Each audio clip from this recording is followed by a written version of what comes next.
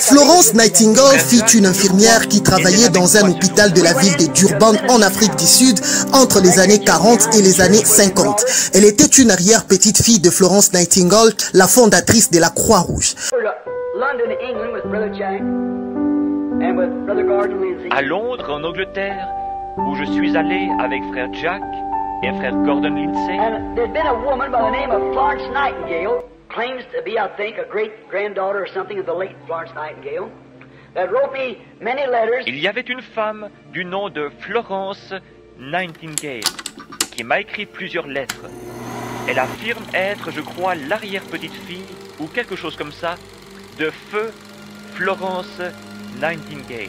Je suis votre frère Zoé Luanga, croyant du message et ministre de l'évangile, chercheur historique dans la vie et le ministère du prophète William Marion Branham. Je travaille à partir de la ville de Kinshasa, la capitale de la République démocratique du Congo, ici en Afrique. Dans quelques jours, je vais annoncer la date de la sortie officielle de mon album de films appelé Chronique de Branham. 120 minutes de compilation de films incroyables sur la vie et le ministère du prophète William Branham. Des miracles, des scènes surnaturelles que vous avez lues dans le message. Vous aurez l'opportunité de les voir représentés sur des scènes cinématographiques. Vous aurez cette compilation de films dans mes clés USB et mes cartes mémoire appelées Chronique de Branham.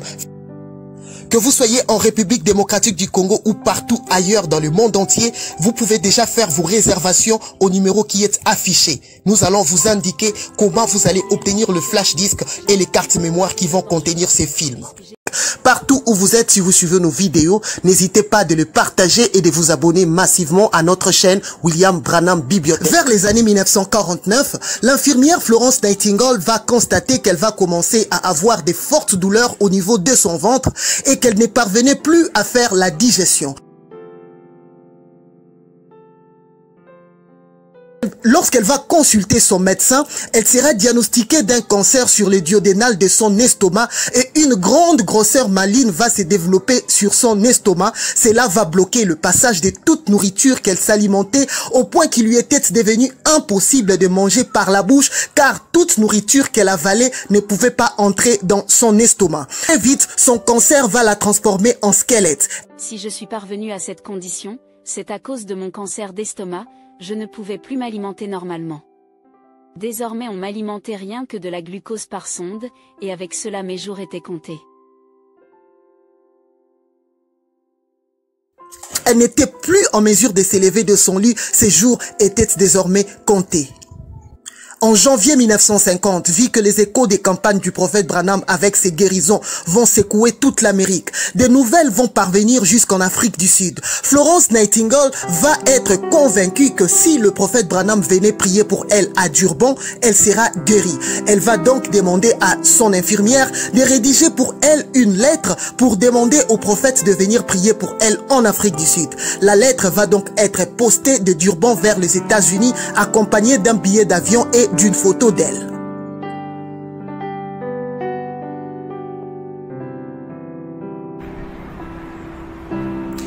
« 25 janvier 1950, ville de Houston dans le Texas.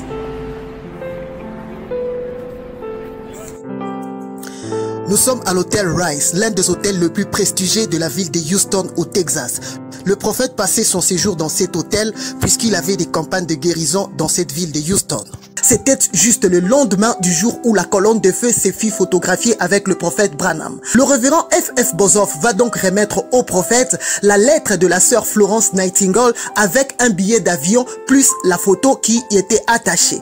Mais ce qui va choquer le prophète, c'était une photo de la femme qui fut envoyée avec la lettre. Sur la photo, Florence Nightingale avait l'air d'un squelette. Malheureusement, selon le programme déjà tracé de Branham, il était impossible qu'il arrive en Afrique du Sud en 1950. Le prophète va alors se mettre à genoux sur le pavement de sa chambre de l'hôtel, lui, sa femme et le révérend F.F. Bozoff. Il va alors prier et demander à Dieu pour lui dire « Seigneur, si tu guéris cette femme, elle sera pour moi un signe que je dois me rendre en Afrique du Sud pour tenir des réunions. »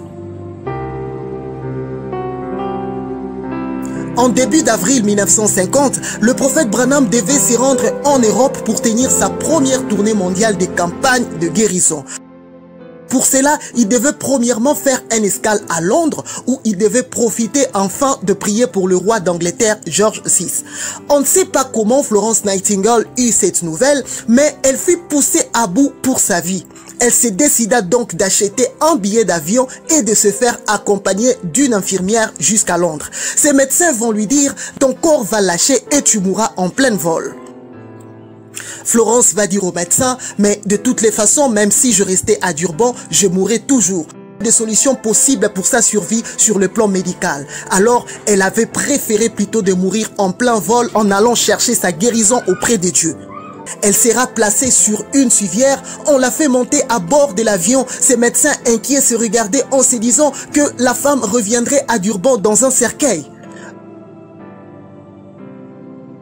Mais je m'étais dit, vaut mieux partir et si j'allais mourir pendant le vol ça m'était égal. Je n'avais plus envie de vivre. Va-t-elle vraiment mourir à bord de cet avion? Non, puisque une main invisible surnaturelle va la protéger pendant le vol afin qu'elle puisse atterrir à l'aéroport de Londres. Enfin, elle va atterrir à Londres sur le tarmac quelques minutes avant l'arrivée de l'avion du prophète William Branham.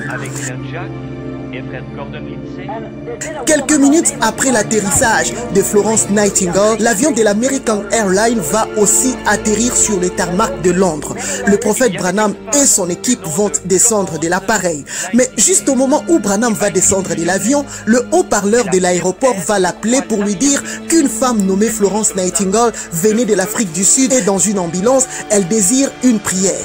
Branham va alors s'y rendre, mais vu que la garde royale était déjà sur place pour le conduire au Buckingham Palace pour prier pour le roi, Branham va dire à un pasteur qui était là s'il pouvait bien conduire Florence Nightingale chez lui à la maison. En attendant qu'il finisse avec le roi, il va revenir pour prier pour son cas.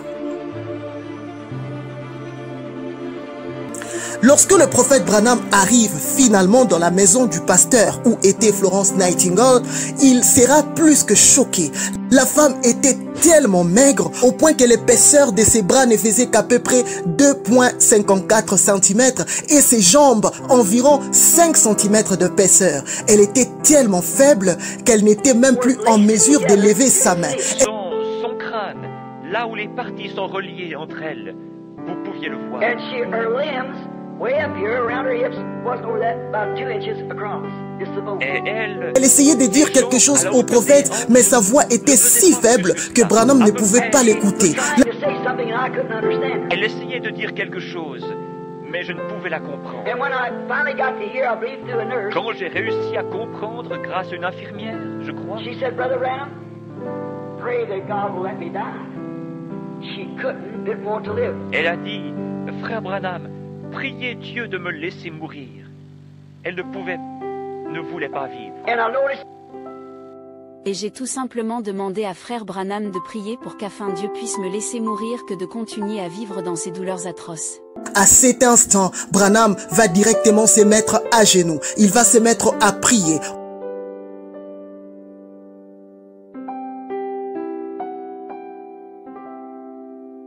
Au même moment, quelque chose d'étrange va se produire. Une colombe blanche apparut mystérieusement sur la fenêtre et s'est mise à roucouler. Dès que Branham termina sa prière et qu'il regarda cette colombe mystérieuse, la colombe arrêta de roucouler et elle s'envola. À cet instant même,